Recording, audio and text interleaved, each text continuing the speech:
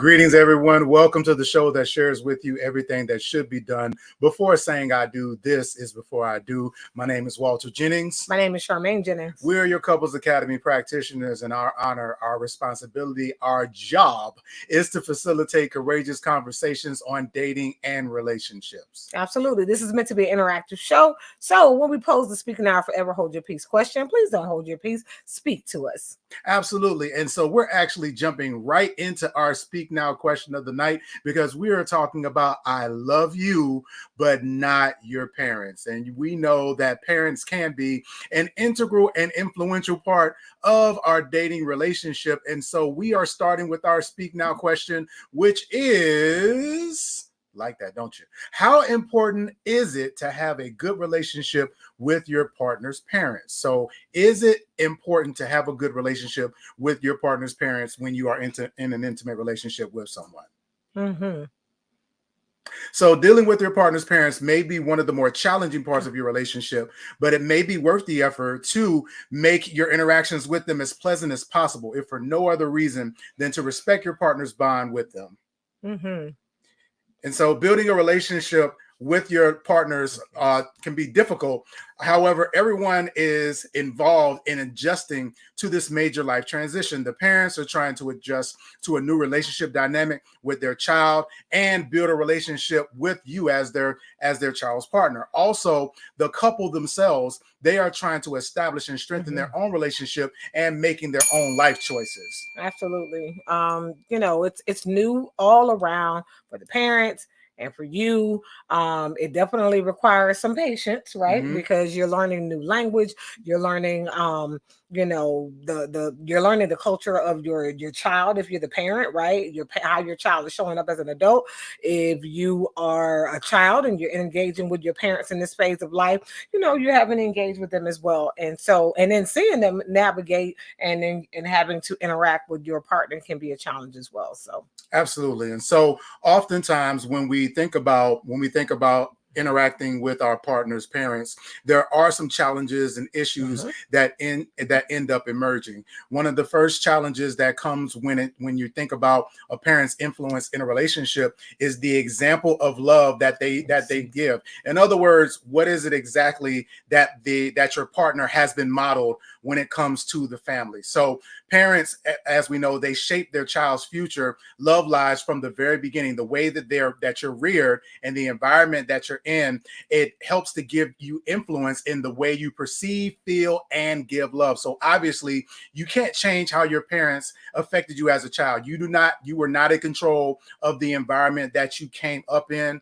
and how you were reared in love and the environment that you are actually impacted by. However, what you can do is be honest and aware of it and decide how you act as an adult to maintain a healthy, strong relationship. What is it that you need in order to ensure that you have a competent relationship that actually feeds into you? Absolutely. And the next one is crossing boundaries and lines of communication. And so this is one of the biggest ways that parents can often interfere with their adult children's relationships.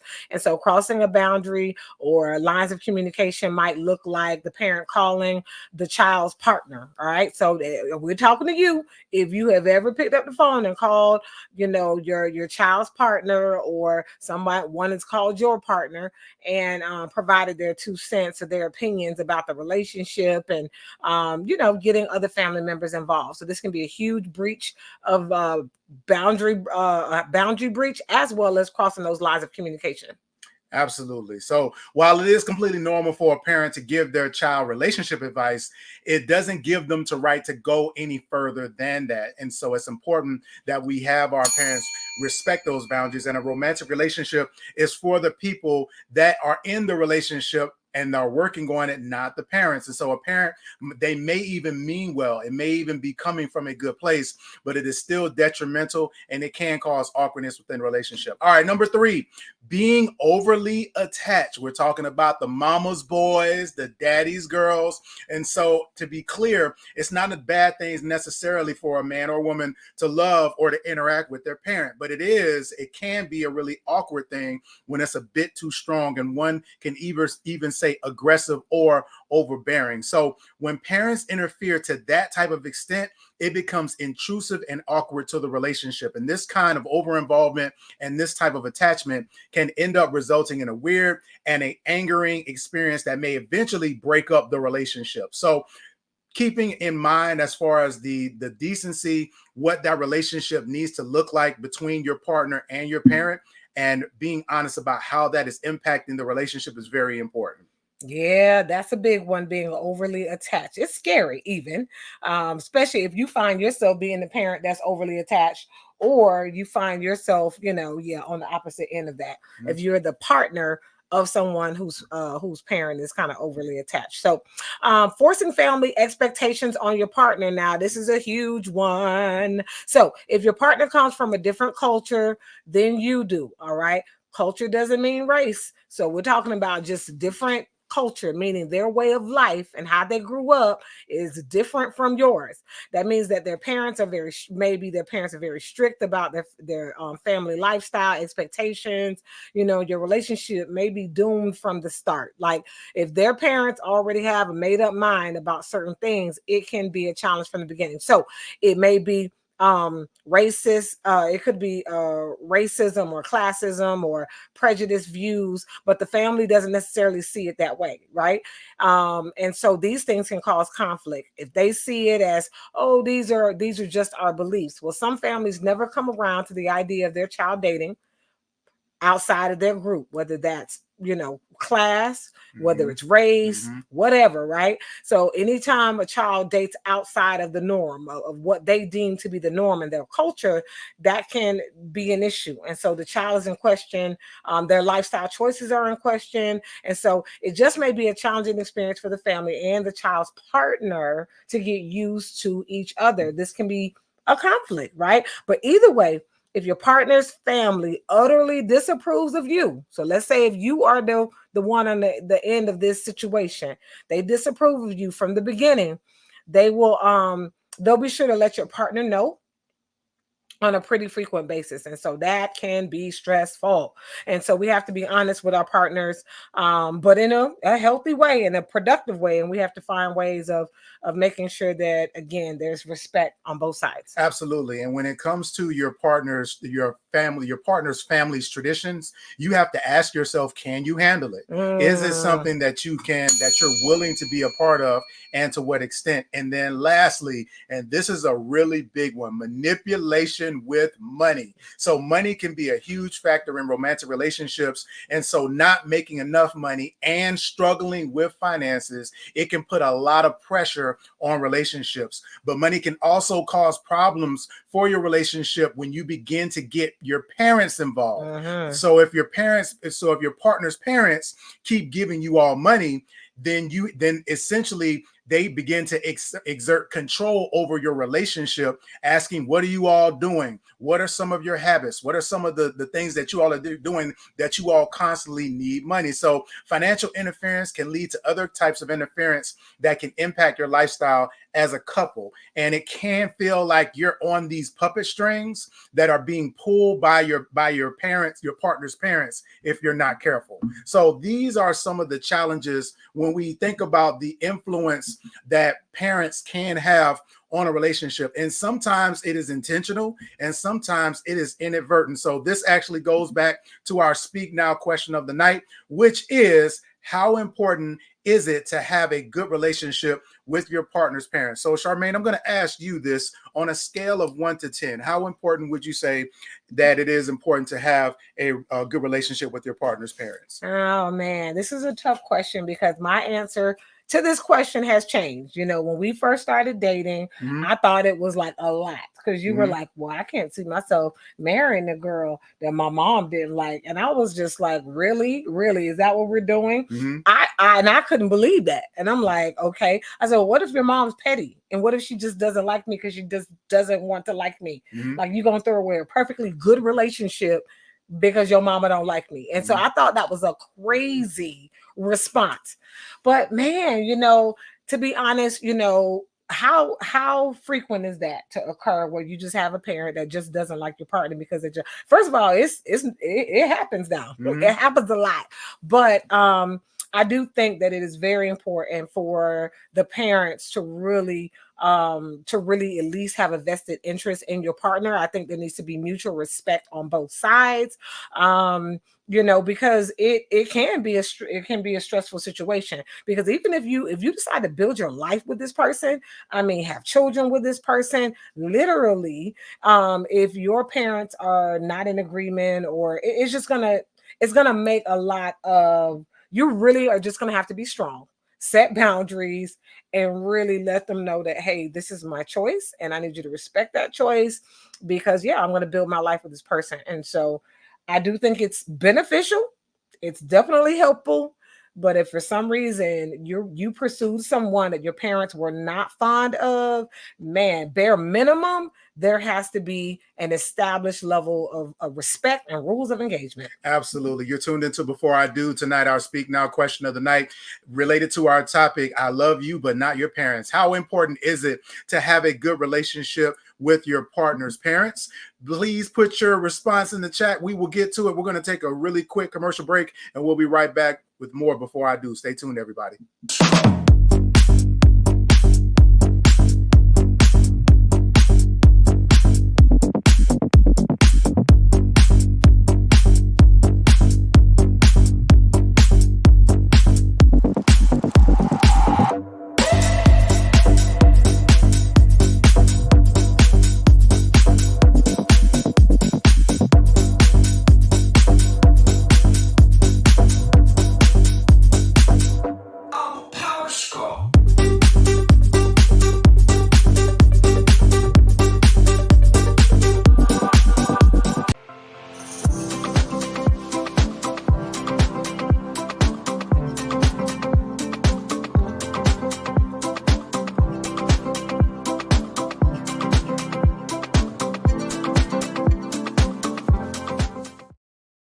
Welcome back to Before I Do. Our topic tonight is I love you, but not your parents. Okay.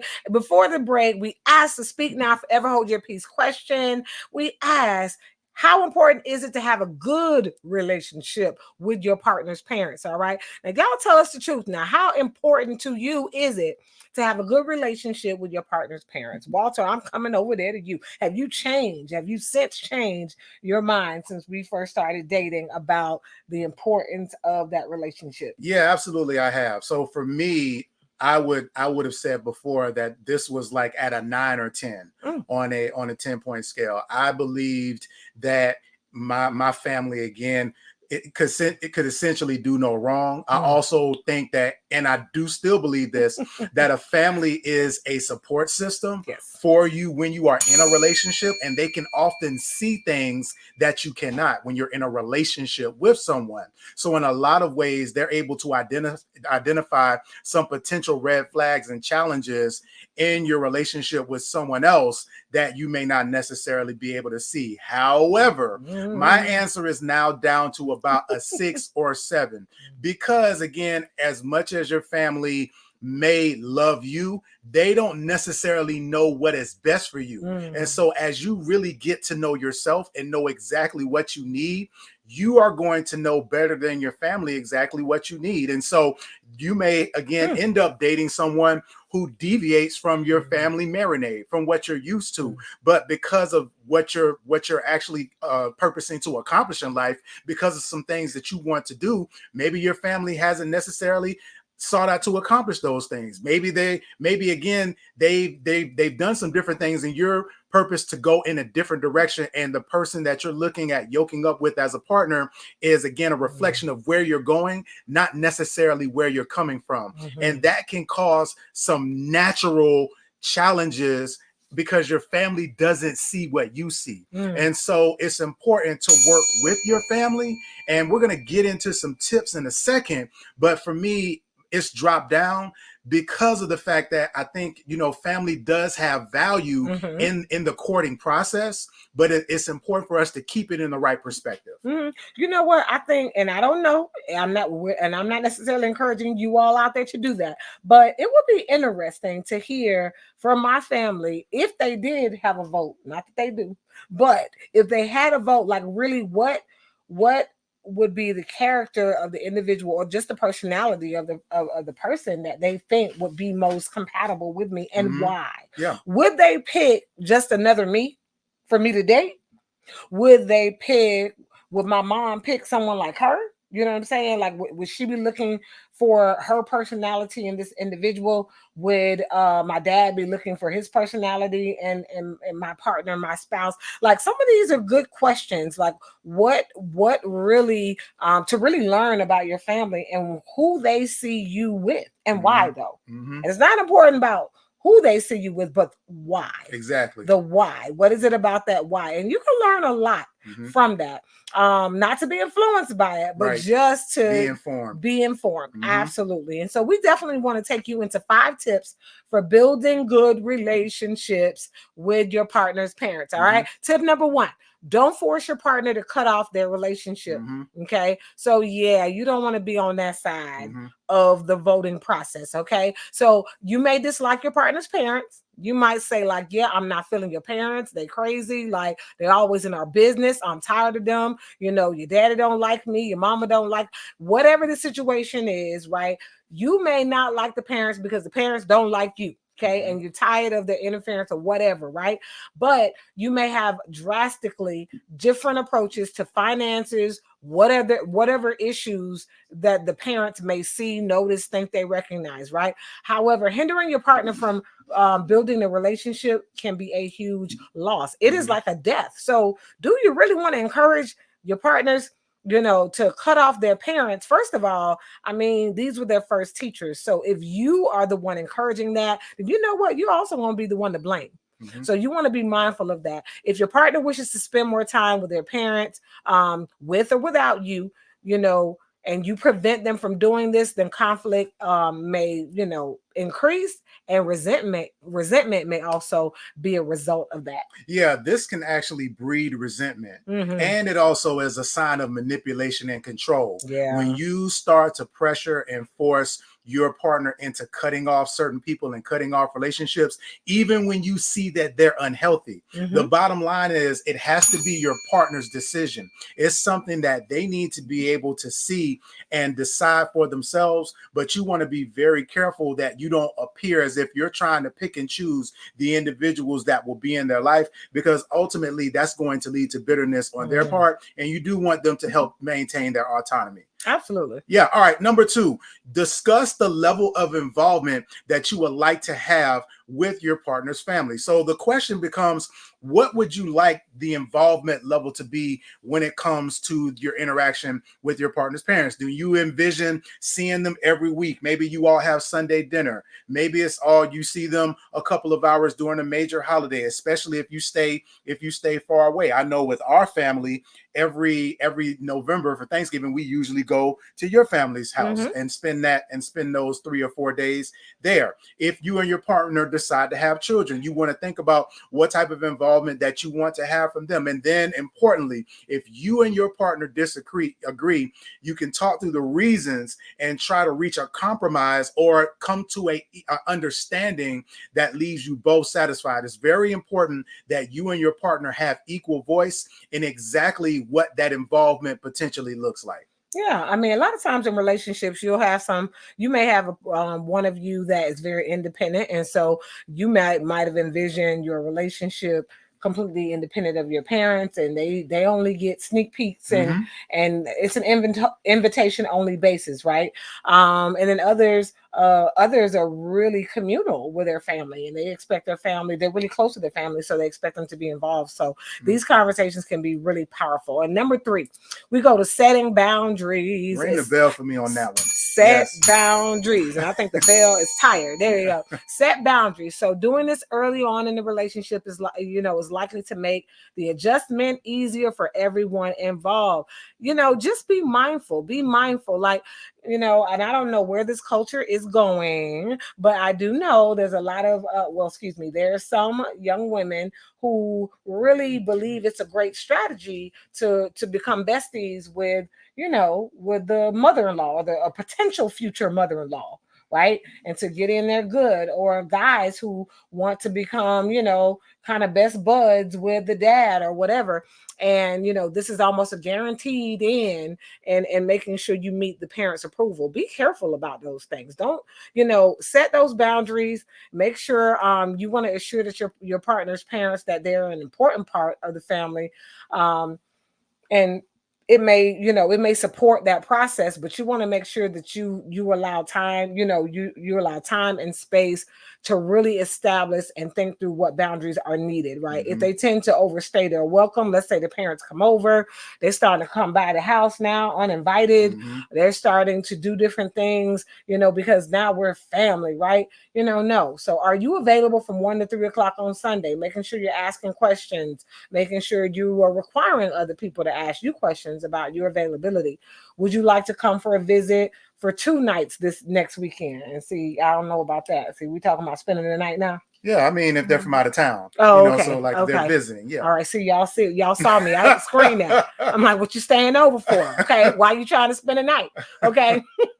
So possibly if the parents express the desire to stay longer than you would like them to, simply say something like, it would be better for us to just do 2 days at this time. And those things may be difficult to communicate, but it is important that, because the other dynamic in this is that you are your parent's child. Yeah. And so you really want to help them to train to also see you as an adult, as a man or a woman. And part of setting these boundaries, it allows you to be able to institute that. And so it's difficult, and it can be a tumultuous transition, but it's absolutely necessary. All right, number 4, and this is a really important one, and Charmaine was alluding to this when we were coming out of the break.